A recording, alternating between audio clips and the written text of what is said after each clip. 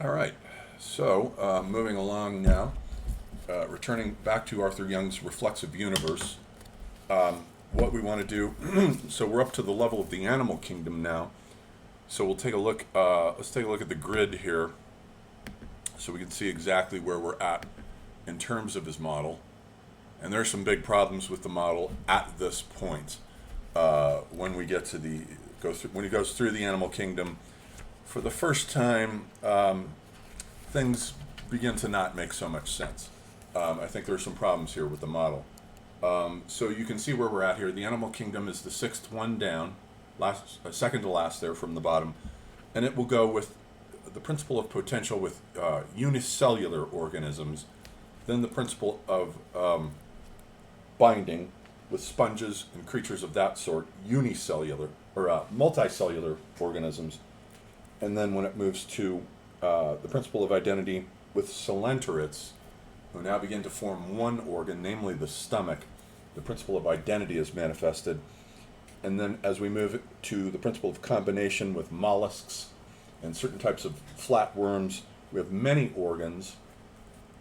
There's many organs, but they're not arranged hierarchically, as in the case of the internal organs of a squid, let's say. They're just there, they're in no particular order. This is different with the annelids, which represent the principle of growth, polymerization, which, as we saw, chains at the molecular level, and then calamites were the plants that were segmented at the level of plants. These correspond to annelids, which are segmented. So they have one chain, and their organs are arranged hierarchically, as we'll see. And then with arthropods, the principle of mobility is exemplified, chains with side chains. And then finally we have chordata, the vertebrates in the kingdom, in the dominion kingdom. But there are some problems with this model, as we will see here. Okay, so let's take a look at his first substage as he has it here. This is the substage that corresponds to the principle of potential. And these creatures here are basically now called protists. They are unicellular, and so the difference between bacteria and protists, which are two separate kingdoms, is that the certain kinds of bacteria are not nucleated, and the ones that aren't nucleated then are prokaryotes.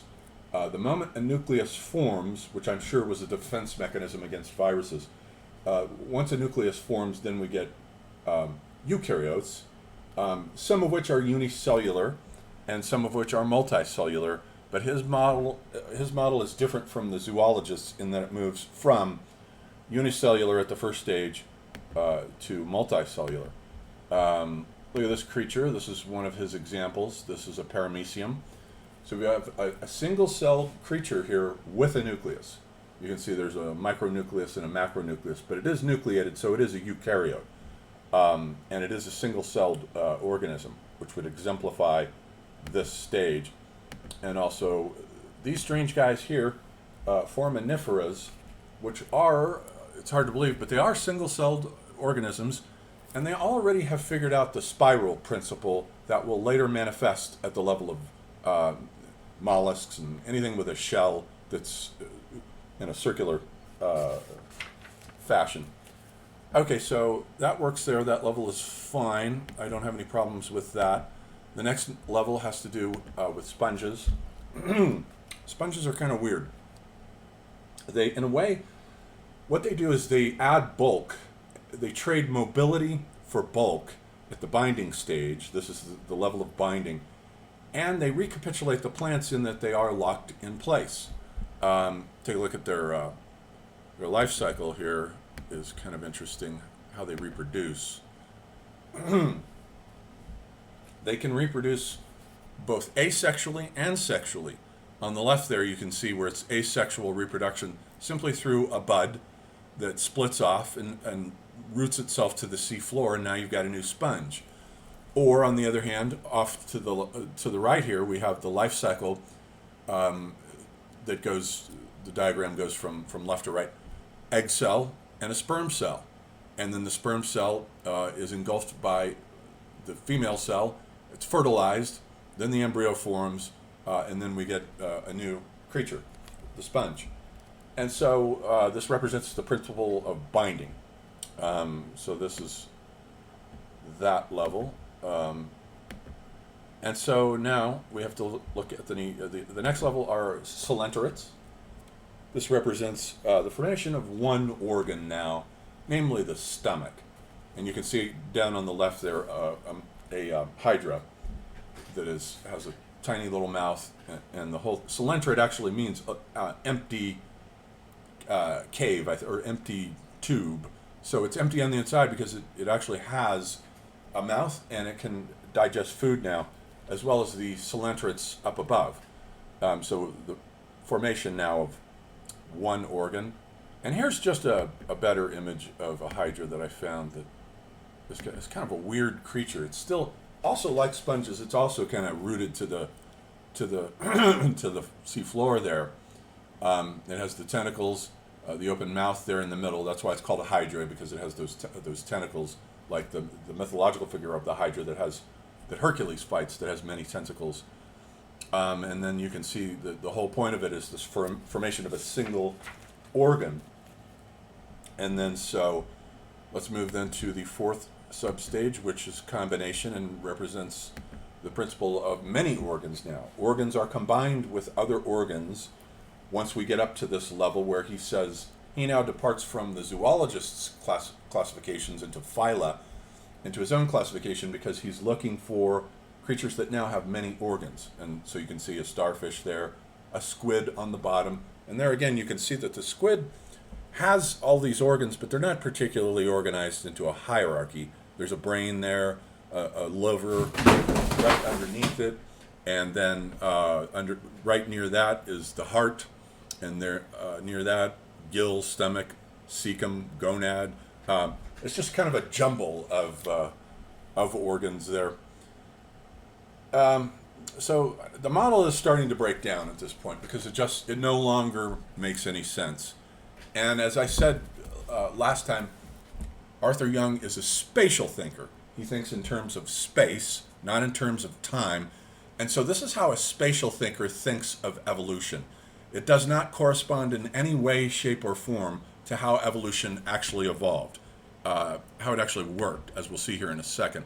Let's look at the next stage here, which are the annelids, which represent the principle of segmentation, just like polymers at the molecular level, just like calamites forming into segments at the level of plants. So now we have these worm-like creatures, a Nereus, an earthworm, that represent the principle of segmentation. But not only that, as the diagram down on the lower left shows, it's organized now hierarchically. The organs are. It has a mouth, then a brain, then a pharynx, then a heart, an esophagus, crop, gizzard, intestine, anus, and so forth.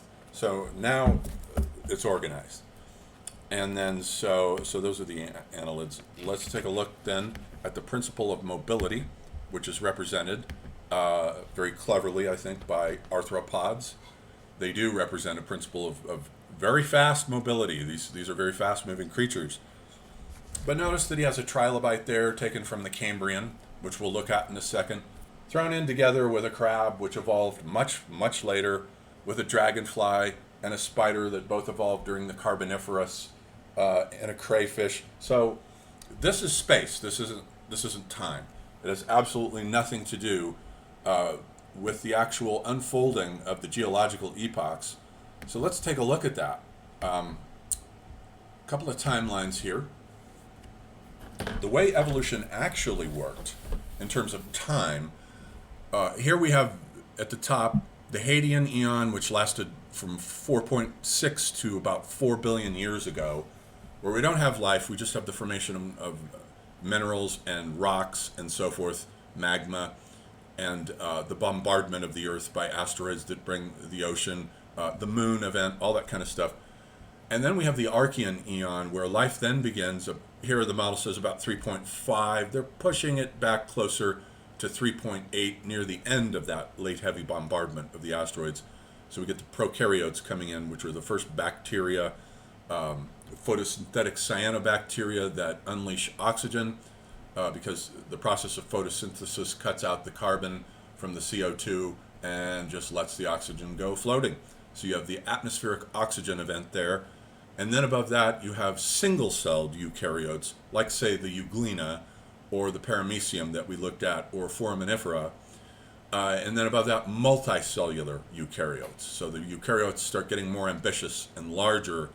Then we get animals, and then the colonization of the land, and the Phanerozoic eon, which is where the Cambrian Explosion begins. And the Cambrian Explosion is the whole problem here. Let's take a look at one more timeline. Let's see, the Cambrian timeline does not want to work. It's not cooperating. So we'll skip ahead to the Cambrian just corresponds to 540 million years ago. When all of a sudden we get all of these creatures, and these are the arthropods of the Cambrian Explosion, and all these creatures just appear all at once in a massive mutation event. And these are about to scale. You could hold all of them in the palm of your hand, except for that one monster there, the Tyrannosaurus Rex of this epoch known as Anomalocaris, which gobbled everything else up. These are all arthropods, so the basic concept of the arthropod is already there and up and running. Just to contrast with the previous epoch, which is a short one from about 630 million years ago, you have the Ediacaran that also is not cooperating with us, but it's not particular. The animal forms are not particularly ambitious looking. They're just not interesting. But then we also have, and here's where the whole problem with Young's model is, here we have Cambrian vertebrates. These are the first fish. And I think the fish at the top there pretty much indicate that fish emerged from worms.